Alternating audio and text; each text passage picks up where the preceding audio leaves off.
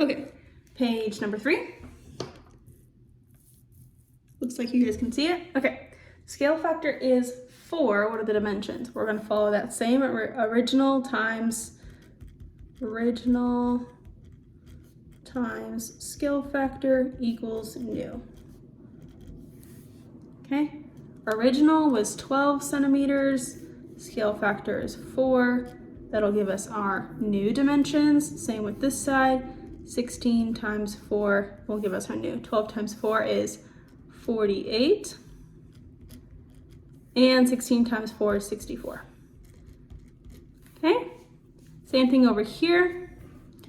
12 times our scale factor it didn't give us, so 12 times scale factor equals 9, and 16 times a scale factor gave us 12. Okay, just get that scale factor by itself, almost like it's a variable. You can just divide by 12, which will cancel it out. Divide by 12, reduce that fraction, 9 over 12, it'll be 3/4. Let's make sure it's the same over here. You can divide by 16 to get 16 away. Divide by 16, whatever you do on one side, you do on the other. Reduce that, you'll also get 3/4. So yes, scale factor is 3/4. All right, this one didn't print beautifully on my printer, so I'm just gonna trace that out. It wants to know what shapes are similar to A. Automatically, I'm recognizing a shape that doesn't have the same angles, and that would be D. So if I'm just like looking here and here, those are two very, very different angles, those two. Okay, and similar shapes always have the same angle. So D automatically I know is not similar. Okay, the rest of them do look like they're similar. They have the same angles. This just looks like it's almost been flipped, like rotated. Okay, so it may be congruent, it's also similar. If it's congruent, it's also similar. Okay, congruency means sides and angles are the same. Similarity means angles are the same. Okay, so if the sides and the angles are the same, then obviously it's similar. So these are similar and these are similar. It just got a little bit larger from A to C. Okay, then it asks what the scale factor is from A to B. Well, they are the same size.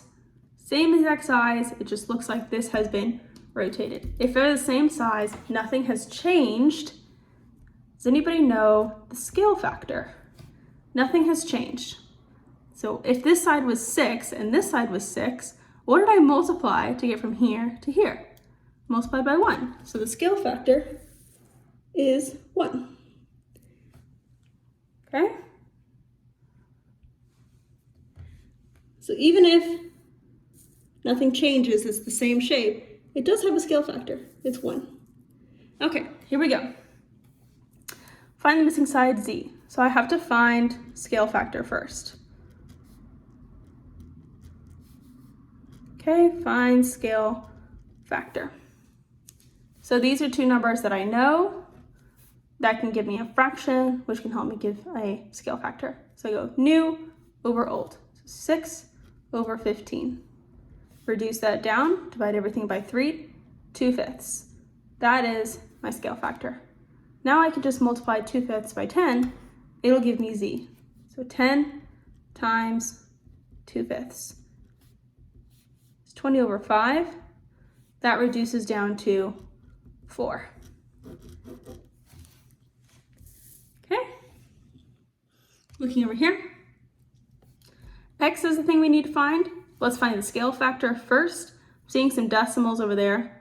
I'm maybe not going to choose those because I could do that, but I want to choose the easiest numbers. So 4 and 6, they're both the smallest numbers,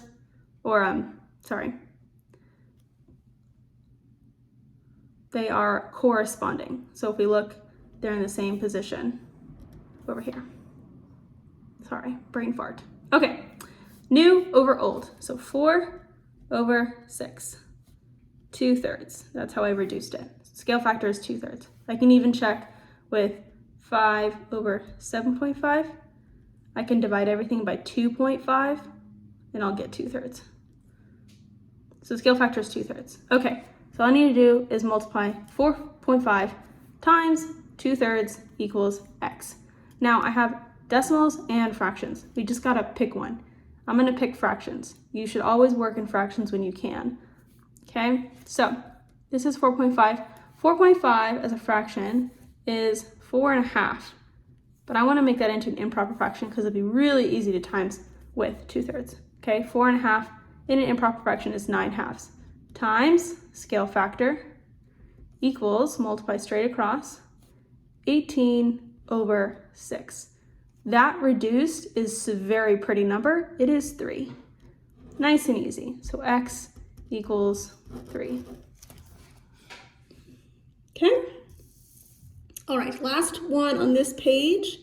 We're dilating. Okay, scale factor is 1/2. We need to label, and z is our center. So grab your scratch paper and just start measuring every point to the center, z. Here we go.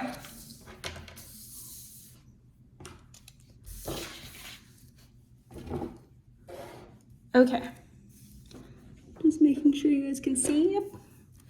Here we go, measuring from z to c. There's that distance. Scale factor is 1/2, so fold in half.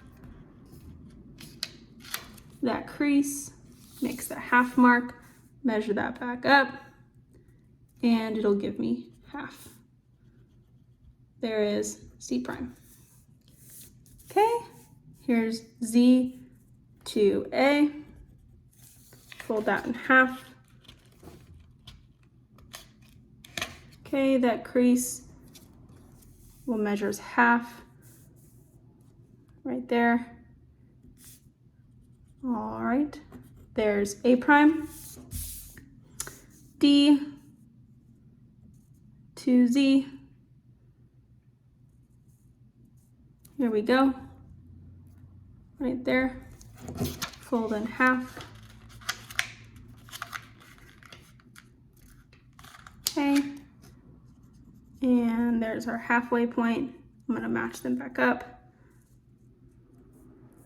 There's that halfway point. D prime and B to Z.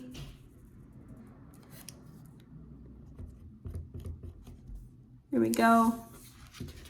Halfway that. That crease represents half. Measure that back up, and there's half.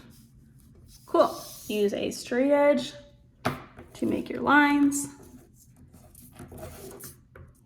And you should know half, it gets smaller and closer to the center. I'm gonna move this just so I can see.